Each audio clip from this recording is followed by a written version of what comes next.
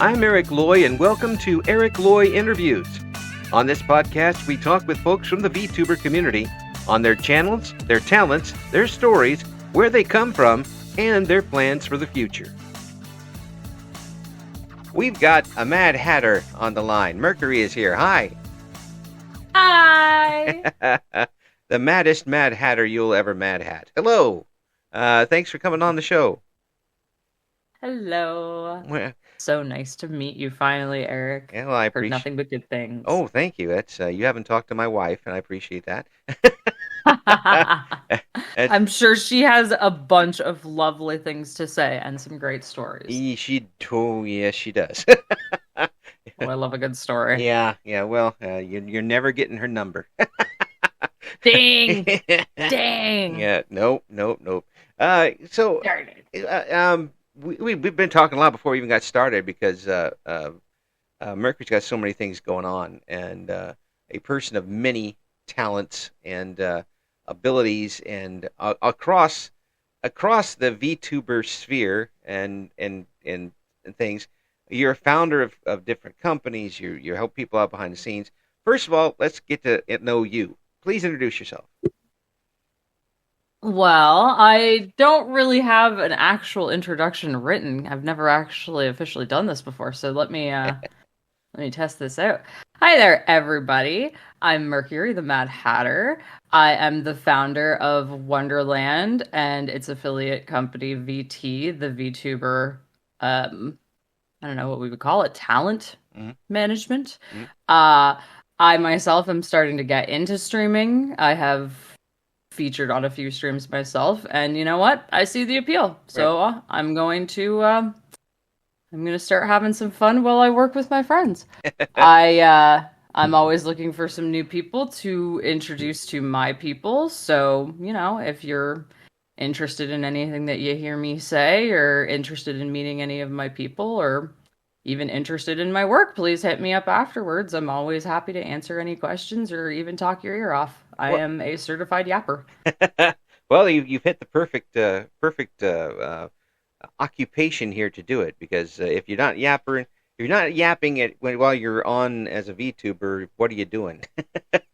Exactly. It's so big to have that personality and that connection with the audience, and that it's 9/10 of what you're doing is connecting with the audience. Otherwise, you're just throwing it against the wall, and you don't even need a microphone for that. You just I agree. Yeah. I agree. I've seen some people, and this isn't me trying to be rude necessarily, but it can come across a little bit rude. In the work that I'm doing, part of what I'm doing is gauging who I really think is going to not necessarily take the most work, but somebody who really genuinely wants it, and so I'm not going to be dragging them across the finish line. Yeah. They are open to my suggestions, they are open to anything that I contribute to a project, but they are just as capable of self-starting on things. I love waking up and going to check my stuff and seeing that one of my people has spammed me with 20 messages because while I was in bed, they came up with a concept, or they got some work done, or they set something up for their stream and it's finally fixed, or anything along those lines. I love that feeling. I love that feeling of waking up going, oh God, I have so much work to do. And then realizing that someone else is just as in this with me, so they're taking on part of the load for me. It's very comforting and exciting, and a little scary because there's that pressure of oh God, if I fail, I'm going to let them down and make them feel dumb for believing in me. Yeah. But that's a good type of pressure. That's one of those types of pressure where you should feel honored for getting to feel like that. Yeah, it seems like you really enjoy being the supplement for people's success. A very important one, but still the supplement. So I think a big thing for me is if I can help somebody in any capacity. I have spent most of my life, if not all of my life, being afraid to ask for help. Hmm. And when you ask the people that are supposed to help you, your family, your whole life, hey, can you help me? Hey, can you help me? Whether it's minor things or major things. Hmm. And your family just shuts you down, shuts you down, shuts you down. Right. You start to get it programmed into you that, okay, there are other people out there that are probably going through something similar to me, Right. where all they need is a pat on their back from their mom or for their dad to tell them that they are proud Mm. and that if they have a problem, if they have an issue, if they need someone to talk to or someone to even try to help in any capacity, I just like to be that person for people. Oh, yeah. Even if I'm just the shoulder to cry on, sometimes if I have money, I can throw it at a problem, and I'm more than happy to do that because I'll feel a million times better that I spent that money on something to help you than something that was just pointless Mm. in the end for me. Mm. Um, yeah, I don't know. I don't necessarily crave being in the spotlight or being the center of attention. I don't hate it. Like, I'm not somebody that has an aversion to it. I'm not like, oh my God, get the limelight away from me. But I see that my value comes from being an open book, and that gives introverts this invitation to start turning their own pages. Mm. I've had a lot of people that have, like, I asked them a question, like a question that an inappropriate question that like you would just not ask somebody that you just met, but I will just ask you. Right. I don't know why. I don't know if it's like I gauge that that is the question that you need to be asked to like really open up. I don't know if it's that I listen to you and I realize like, oh, this is something that I'm curious about, so Uh, I kind of want to ask them about. I don't know what it is, but it seems like I always manage to hit the nail on the head and just ask the right question to send you down an existential rabbit hole. I don't know why. I have a talent for it, but I do. I promise I will never leave you in the rabbit hole. I will always stick with you while you are panicking about what I just asked you. But yeah, I tend to bring introverts out of their shell, and a lot of them like that. They like to have that comfort. They like to have that what is it that I was referred to as? oh, oh, Not a gap filler, but a I'm kind supplement. of A supplement. I fill the silence. Yeah. Yeah. You provide the wind beneath the wings. Mm. Yeah. It. That's a good way of putting it. That's a Yeah. good way of putting it. Yeah. And to me, that sounds an awful lot like a word we don't get to hear very much in a way these days is empathy. Mm. Yeah, the old empath, the old Yeah. empath Yeah. tag. Yeah. Yeah, I find it really funny because with all of the things that are wrong with me, and I'm going to be blunt about that kind of stuff because the bottom line is that mental health is incredibly important to discuss. Absolutely. It does not get discussed in it gets discussed a lot, but it does not get discussed in a productive capacity, I find. And as somebody who has been, and I'm going to use this lovely terminology, neurodivergent Mm. for my whole life that I can remember, Uh-huh. I there's only so many times that I can hear people repeatedly say, "Oh, oh, depression's bad. Depression's bad," before I go, "Okay, well, what are you doing about it? Right. What are you doing about the fact that you're depressed? I get that you're depressed. I understand that you're depressed. Me too. I am manically depressed. Mm. Diagnosed manic depression. Yeah. I have a long list of diagnoses. And as much as I feel for people who they're trapped in it. They're stuck in it. They're at the bottom of the pit, and it's nearly like you can't even comprehend getting out of it. I am sick and tired of the conversation about mental health not doing anything about that. Basically, people will sit down, they will go, I am depressed, and somebody will go, okay, well, let us talk about the depression. They will spend a couple minutes to a couple hours talking about, like, okay, depressed. We have now established that you are depressed. You are medically depressed. There's something that we can do about that. Right. And then those people just go, well, I don't want to do anything about it. Yeah. I now that we know, now that I know exactly what the problem is and can do something about it, because like that's part of human society. No. I'm not in the mood for that. I'm not in the mood for that. And I understand I'm fortunate enough to live in Canada. My medication, pardon me, my medication is covered by my insurance coverage that I have. Right. So I can understand there are some countries where, yeah, it isn't as simple as going to the doctor, getting diagnosed, getting medications, that kind of stuff. I can understand that. Yeah, some and I'm not somebody that's like, go for a walk. Yeah, some societies you just are thrown out, outcast, and you are refused help in some societies. Yeah, that's another part of it, is that.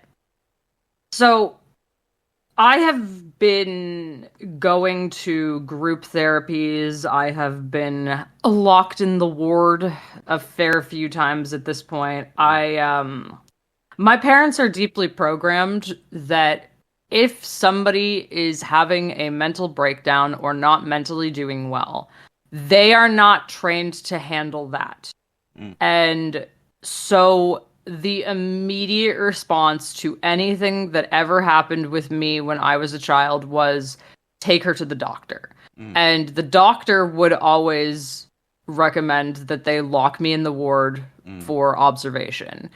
And so from a very, very young age, I was mentally broken to not be able, as I said before, to ask my family for help. Right. Whenever I came to them about something that an average parent would go, oh, this is my responsibility to talk to you and teach you about this. Right. Their response was, doctor. Mm-hmm.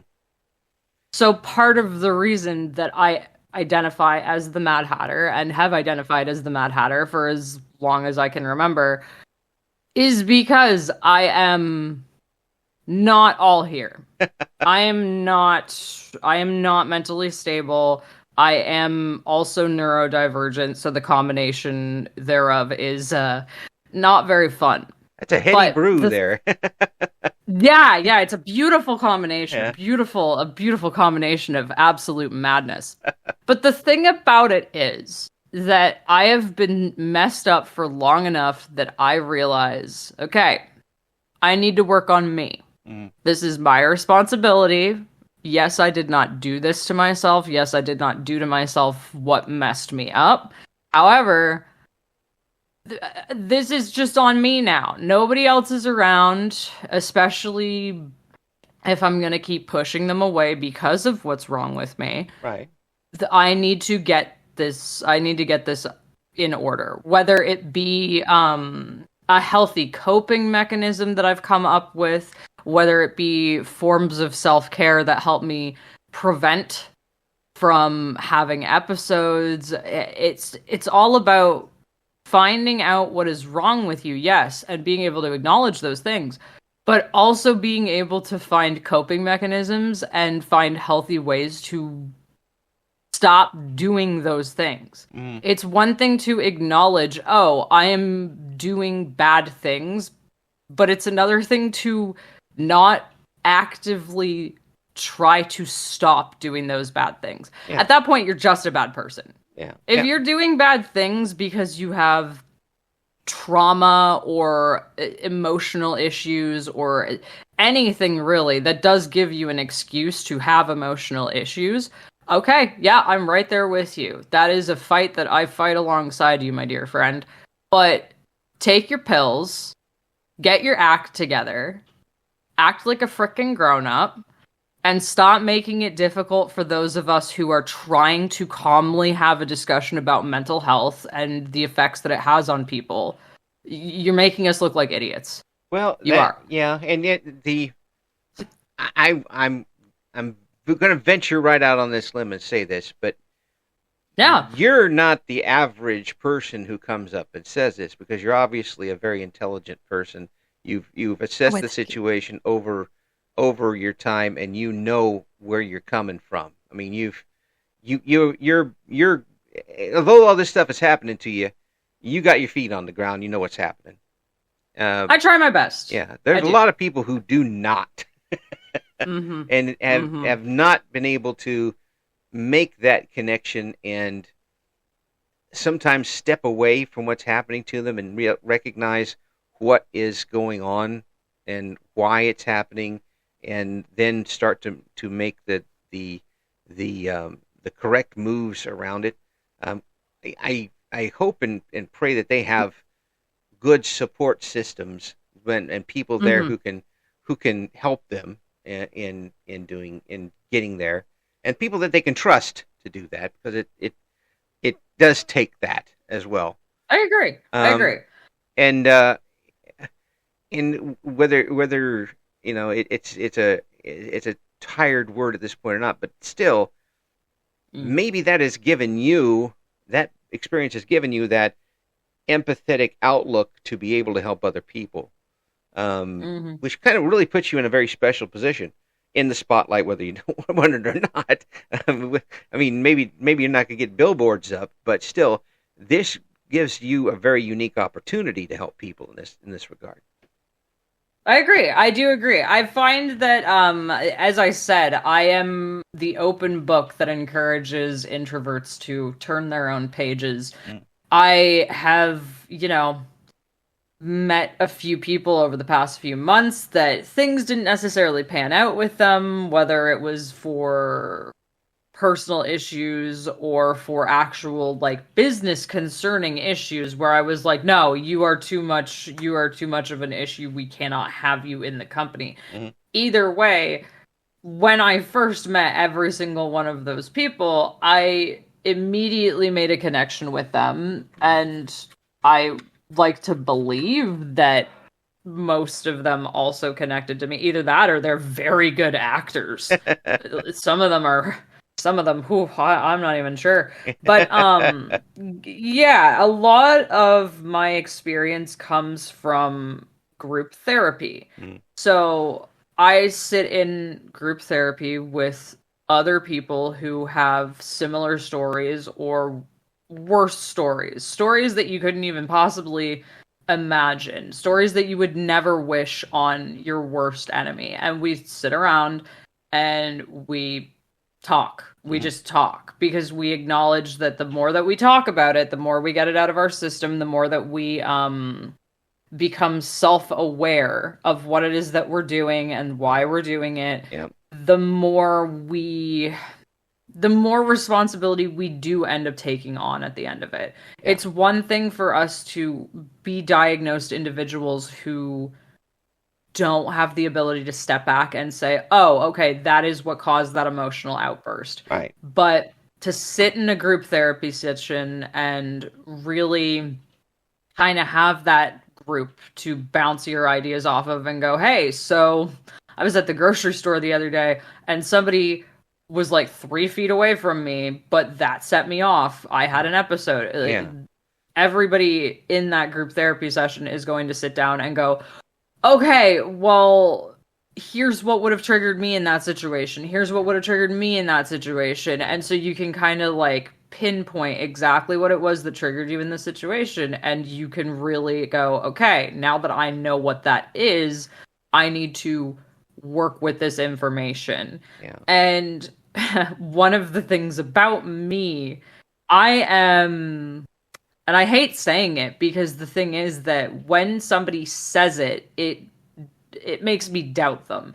But I am a very, very kind, polite person. Mm, A big thing for me is minding your manners. mm, If you show me respect, if you come at me in a respectful, calm, just, chill, hey, can we have a conversation? right. I will normally meet you back with, oh yeah, hey, what's going on? Yeah. And we can talk things out very calmly. Right. But if you come at me and you have an attitude about you, you're throwing your arms in the air, you're acting very erratic, that is immediately going to trigger several of my mental disorders, and Mm, I am going to start freaking the hell out at you right. for like no reason. Right. I I'll just be blunt with it and everything. I hallucinate. Mm-hmm. I audible and visual hallucinations, so like I will hear stuff, I will see stuff. I make false memories, so I will something simple. I will think that I went and put a glass in the kitchen, a dirty glass in the kitchen, Yeah. and then like a few minutes later I'll notice that it's still where I originally left it. Oh. It's not in the kitchen. Oh, that's a So it nightmare. gets scary, Yeah. kind of.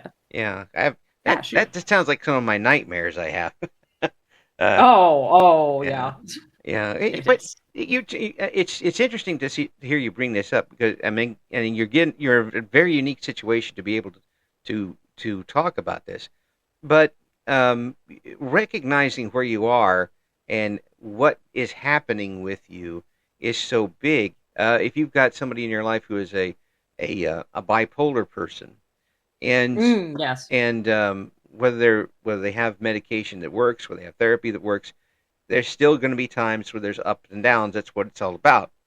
And if they Hmm. can recognize when if they're having a day where just absolutely everything is the drizzling, it's just not going, and it goes down further. You realize you're on a down cycle, Yep. and then you Yep. can start realizing, okay, the panic goes away a little bit, Hmm. and then you start Hmm. realizing, okay, there's a reason for this. I'm not, this is what I've got. This isn't something. This isn't going to be the end of the world. We'll get through this, and Hmm. there'll be an upside here pretty soon. Um, that is very huge. Are you at that point right now? When you can recognize? It sounds like you are. Where you recognize when something is triggering you. Yes. Yes, but unfortunately for me, it is so difficult to remove myself from that moment of triggering once it starts happening. So, my rule of thumb, part of the reason that I am such an open book with people is I am very, very temperamental Mm, when it comes to specific things. mm, They will just send me. And unfortunately, once I am flying down that spiral, the only thing that I can do is take some of my emergency medication, which is a tranquilizer and a mood stabilizer, mm-hmm. and wait like a couple of minutes for those medications to kick in. Right. Um, the reason that I come with so many warning labels is because once that happens, yeah, like there goes my day. Mm, There goes my whole day. Because now right. I'm on mood stabilizers and tranquilizers. Yeah. So I am high. I am high. Yeah. So a large part of it is me not only trying to be responsible and not put my crap onto other people because it's not somebody else's responsibility. They don't deserve to be screamed at because 20 years ago something bad happened to me and 20 years later they made a mistake and are trying to own up to that mistake, so now I'm screaming at them. Mm-hmm. It bothers me that that is how I get. It bothers me that that is a person that lives inside of my brain. It bothers me that that is even an option for me Mm-hmm. to scream and yell and throw things and lose my mind like that, throw a tantrum like what looks like a child from the third party outside perspective. Right. But so I've seen videos of myself, and it's not pretty. It isn't. Mhm. But I also go, I literally don't remember any of this. This is not me. This isn't me. Mhm. It is a completely different person puppeting my body. So that is terrifying. That is an incredibly terrifying reality. And so for me, I go, hey, hi, friends.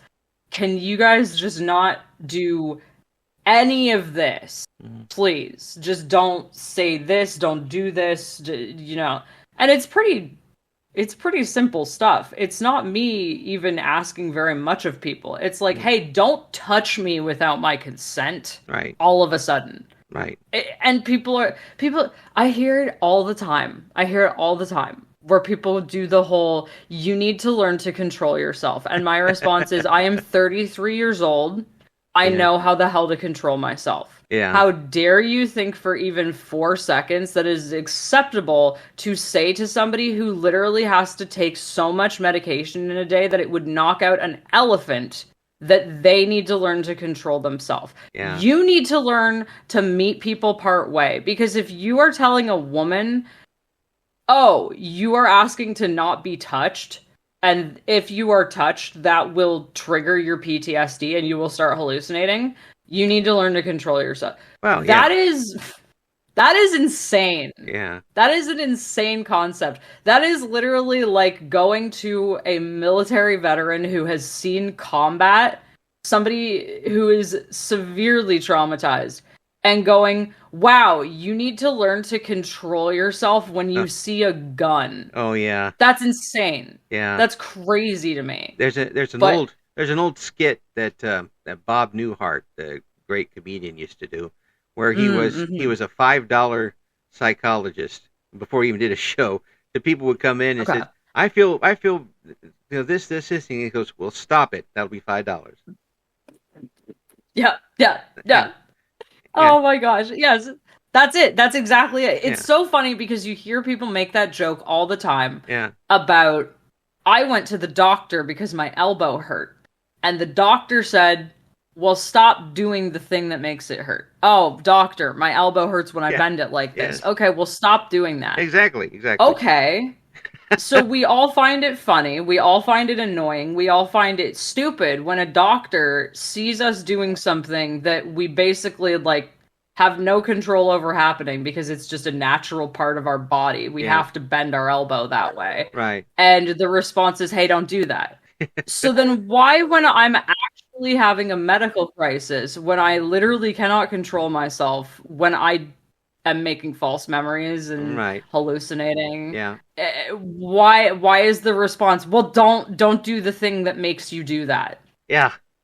Yeah. That's Yeah. that's the absolute opposite of empathy. That's just shut the door Yes. and lock you away, and that's just handle it yourself. There's That's okay. your mileage may vary. I mean, no one's the same when it comes to this. Yeah. Uh, Yeah, but well, that's the thing, is that being somebody who always came to my parents and tried to go, hey, can I talk to you? Something bad happened, and I'm like really feeling messed up about it. And their response being, okay, we're gonna take you to a psychiatrist or a doctor, or we're gonna lock you in the war or whatever. That deeply messed me up because it taught me you can't talk to your family because your family does not care. Your family is going to Jackie Kennedy you. well, They locked me away and just like swept me under the rug and all. So it was programmed in me for years to not be able to speak to them. right. But it was also programmed in me that I needed to speak because they had forced me into all of this freaking therapy. Right. So I kept being taught, well, talking is the thing that you need to do. And I'm going, well, talking is how I ended up here. So I don't know what you guys want me to do. This is not ending up well at all, no matter Yeah. what I do. That's like that's the exact opposite of what we talk about. It's like going and say, doctor, it hurts when I do this, and he says, well, just keep doing it. I mean, Yep, that's it. that's That's that's it. that's the opposite. You know, you I don't know whether anybody tells you this or not, but given what you've gone through, and I have not asked all the stuff that someone who's trying to do some type of hit piece on you would, because I don't do that sort of thing. Oh, ask away. Yeah, Ask away, Eric. and now it's obvious that you've gone through a lot of things. The backbone and courage that you have shown in getting where you are now is pretty damned amazing.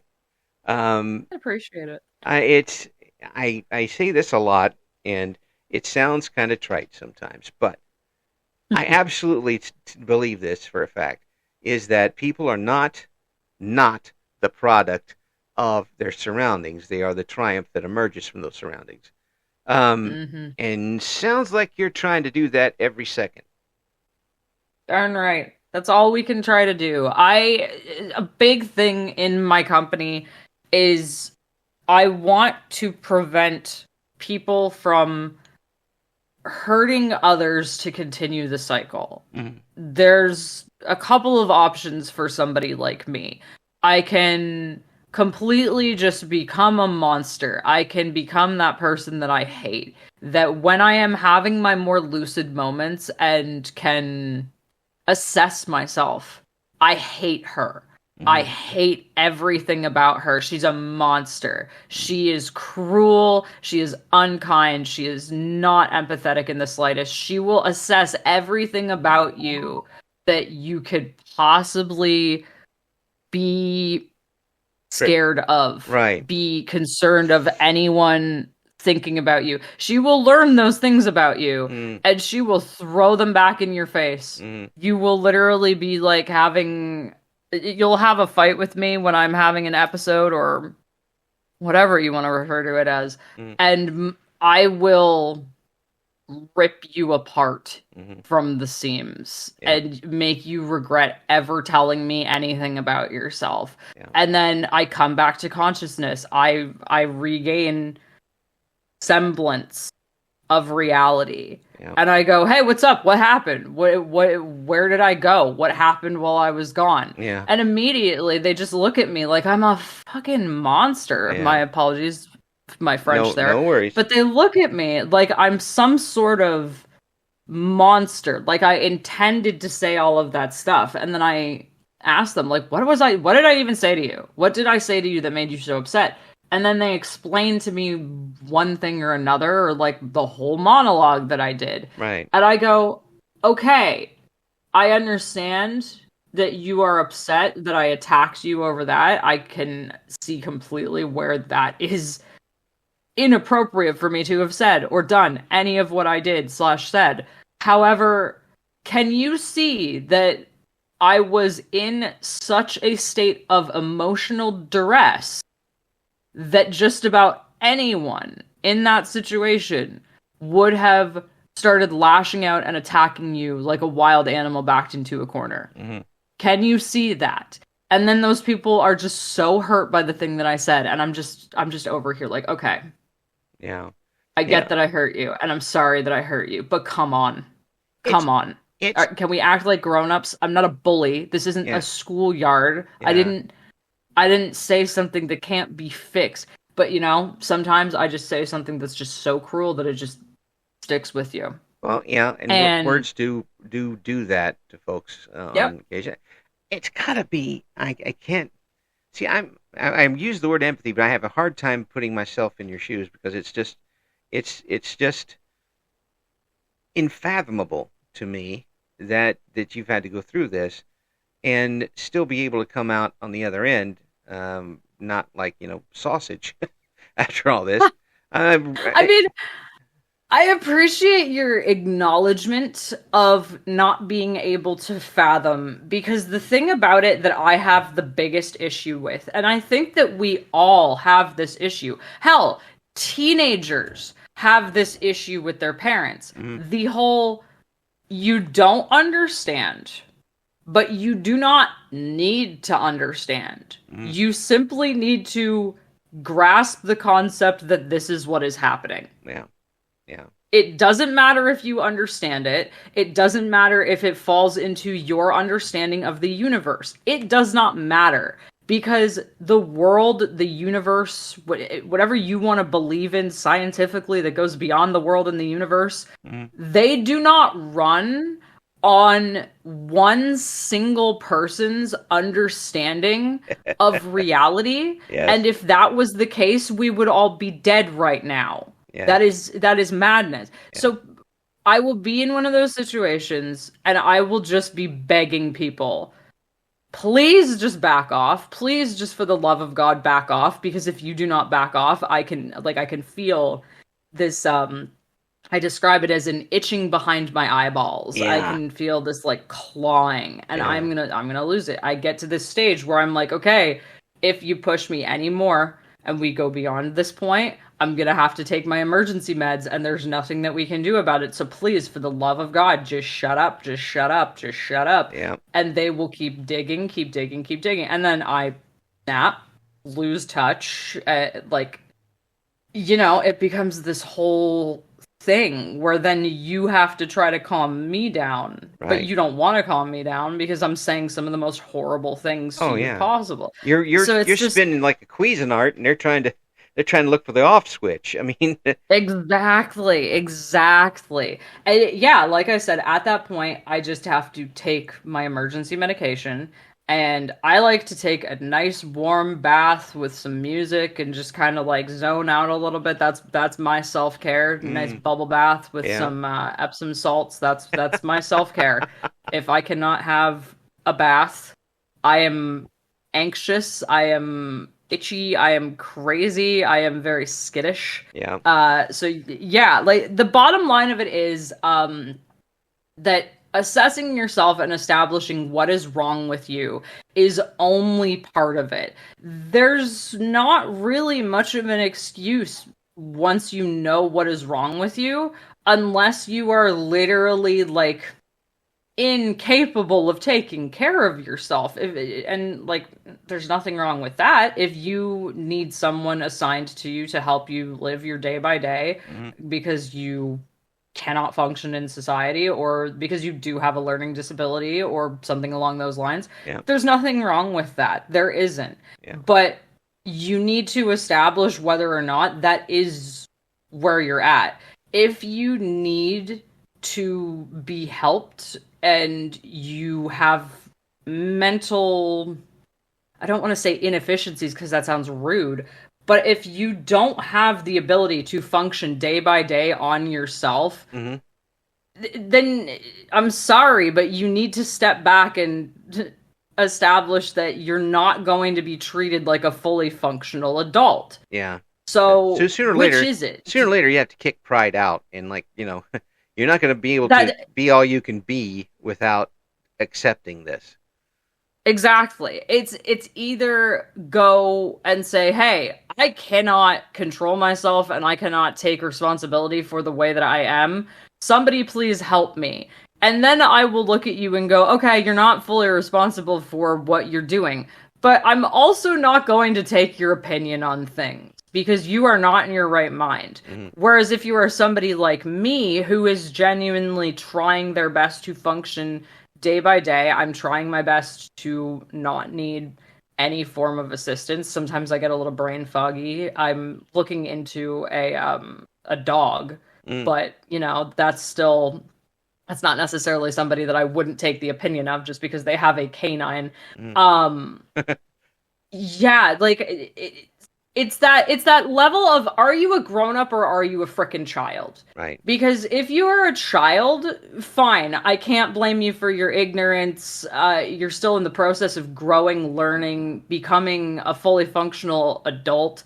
So, okay, fine. If you are going to act like a child, I am also going to treat you like a child. I don't want to hang out with you. I don't want to joke around with you. I don't want you to really be showing up to any events that I'm at because you're a child. You are Right. going to act like a child, so I'm going to treat you like a child. Yeah. Whereas the other hand of it, if you are going to be a grown-up and take responsibility for your actions, take responsibility for yourself, take responsibility for your trauma, then all ears. I will listen to anything that you have to say to me and all of your opinions because you are a grown-up who deserves to be treated like a grown-up. But yeah, if you're gonna just walk around and act like a dick and then go, oh, it's okay, I have BPD. So do I. I also have borderline personality disorder. Yeah. I am diagnosed. I do not see that as an excuse to just walk into a room and act like a dick. Yeah. Yeah. Not at all. Yeah. You know, Yeah. that's it. You know, what absolutely kills me about this is I got to wrap things up, and we haven't even gotten started. So you got to come back, please, because it's yeah, of course. It's an absolutely fascinating conversation, and we're learning a lot, and about empathy and dealing with other people and helping other people, not just dealing with, but helping other people in the meantime. We're going to have all the links we've been able to find, including for your group, on the description. Please, folks, if you want to check out and see what the Mad Hatter's got going on, check out the links, and we'll get Mercury back here soon to talk more, because there's a lot more to be said. Obviously, heck yeah! Yeah, you're something else. Well, I'll take that as a good thing. Yeah, it's a good thing. I think it's a good thing. I like to refer to myself, and I think that you'll agree with this terminology, because from what you've described to me, I would throw you into this direction too. I identify as what I call an intellectual anarchist. In my young days, I was a punk. I mean like a punk. Mm-hmm. I was very hardcore punk. Music, creativity, just art in general, that's my therapy. That is the one thing that, as a mentally unstable person, first of all, mentally unstable people are highly valued in the arts. Right. So it has always been something that I appreciate and that I love so much. Mm-hmm. I've met a lot of people that are very similar to me through this job.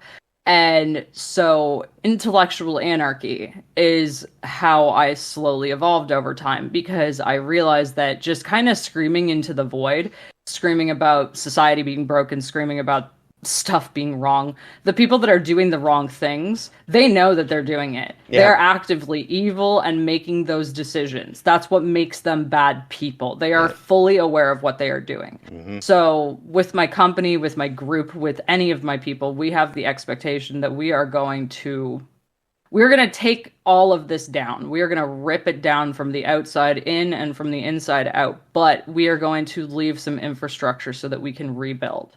Yeah. Because an intellectual anarchist understands that you cannot just firebomb an area and build back up. That's not good. That's not good for anybody. You've got to work with what we've got. Yep. And what we've got is each other. Yep. So that's the important thing. You are an important thing, and we will have you back soon. Please, Mercury. Gladly. I would love to, Eric. Thank you for listening to Eric Loy Interviews. Join us again next time when we talk to another member of the always interesting VTuber community.